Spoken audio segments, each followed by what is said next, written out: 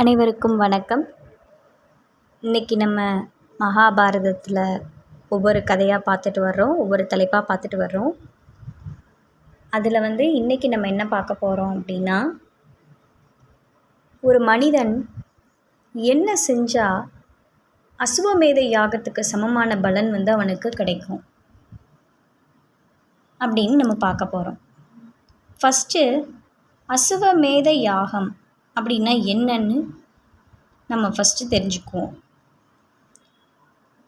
அஸ்வமேத யாகம் அப்படின்னா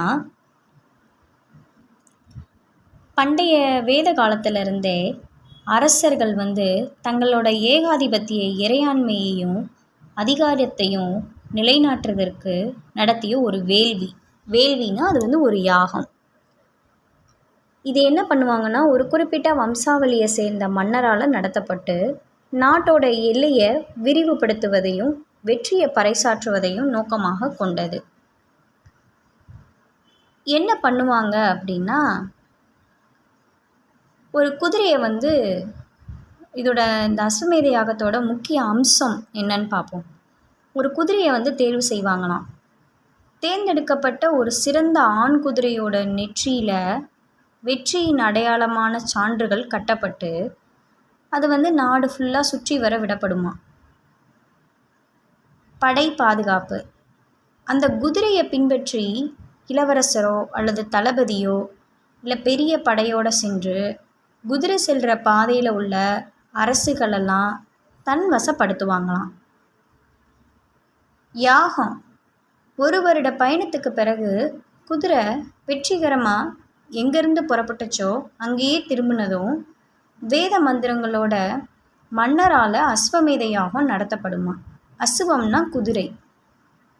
இதோட நோக்கம் என்ன அப்படின்னா, சக்கரவர்த்தியாக மாறுறது, வாரிசை பெறுறது, எதிரியை அடக்கிறது, இதெல்லாம் இதோட நோக்கமாக இருக்குமா. ராமாயணத்தில் தசரதரும் மகாபாரதத்தில் தர்மரும் அதாவது யுதிஷ்டரும் அஸ்வமேத யாகம் நடத்தியதாக புராணங்கள் கூறுது. இந்த யாகம் பெரும்பாலும் சக்தி வாய்ந்த பேரரசர்களால் மட்டும்தான் செய்ய முடியும். சரிங்களா? இப்போ மகாபாரதத்தில் அசுவமேத யாகம் அதை பற்றி சொல்கிறாங்க. அசுவமேத யாகத்தை நடத்தினது தர்மர்னு நான் முன்னாடியே சொல்லிட்டேன். இப்போ அசுவமேத யாகத்துக்கு சமமான பலன், அசுவமேத யாகம் பண்ணால் அதுக்கு ஒரு பலன் இருக்கும். அதை எல்லாராலையும் அப்படி அஸ்வமேத யாகம் பண்ண முடியுமா? இன்றைக்கி இருக்கிற சூழ்நிலைக்கு செய்ய முடியாது தானே. அப்போ இந்த கலியுகத்தில் அஸ்வமேத யாகம் பண்ண பலன் ஒருத்தனுக்கு கிடைக்கணும் அப்படின்னா என்ன பண்ணால் கிடைக்கும் அப்படின்னு பார்ப்போம். பூஜையே இல்லாத சிவலிங்கத்துக்கு, நல்லா கவனிங்க, பூஜை நடக்காது, பூஜை புனஸ்காரம் எதுவுமே நடக்காது. ஆனால் அங்கே ஒரு சிவலிங்கம் இருக்கும்.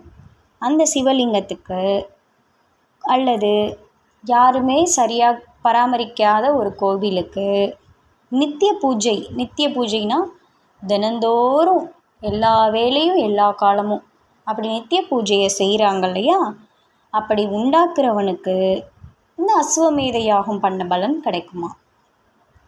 புரியுதுங்களா? அதுக்கடுத்து என்ன சொல்கிறாங்கன்னா, ஏழ்மையாக இருக்காங்க ஒருத்தவங்க, ஏழ்மையில் இருக்கிறவனுக்கு எதையுமே எதிர்பார்க்காம அவனுக்கு தானம் செய்கிறவங்க, பிரதிபலன் எதிர்பாராமல் தானம் செய்கிறாங்க பார்த்தீங்களா, ஏழ்மையாக இருக்கிறவங்களுக்கு அவனுக்கு அந்த அஸ்வமேத யாகம் பண்ண பலன் கிட்டுமா. அடுத்து என்ன சொல்கிறாங்கன்னா, தயையின்றி இருக்கும் சடலத்தை எடுத்து அதுக்கு உரிய சிரார்த்தம் செய்கிறான் பார்த்தீங்களா. அனாதை பணம் சொல்லணுன்னா அப்படி தான் சொல்லுவாங்க.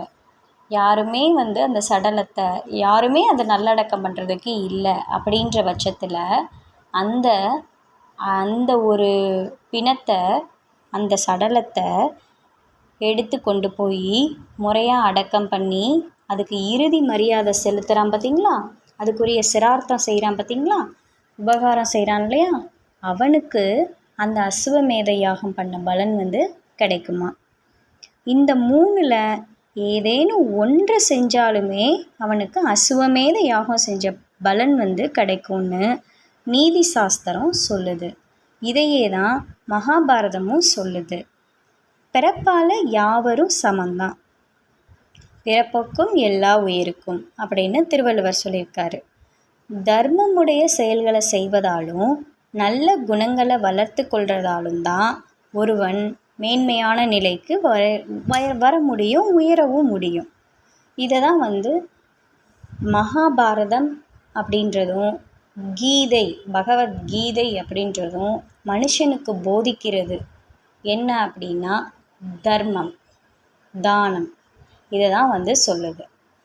உன்கிட்ட இருக்கா கொடு, கேட்குறவனுக்கு கொடு, உன்னால் முடிந்ததை செய். அதை தான் அவங்க சொல்கிறாங்க. உன்கிட்ட இருக்க முழுவதையும் கொடுக்க சொல்லலை, உன்கிட்ட இருக்கா அதை கொடு. அதை தான் அவருங்க சொல்கிறாங்க. கஷ்டம்னு உன்கிட்ட ஒருத்தர் கேட்டா, உதவின்னு கேட்டால் உன்னால் என்ன முடியுமோ, என்ன கொடுக்க முடியுமோ இல்லைன்னு சொல்லாமல் கொடுங்க. இதை தான் அவங்க சொல்கிறாங்க. சரிங்களா?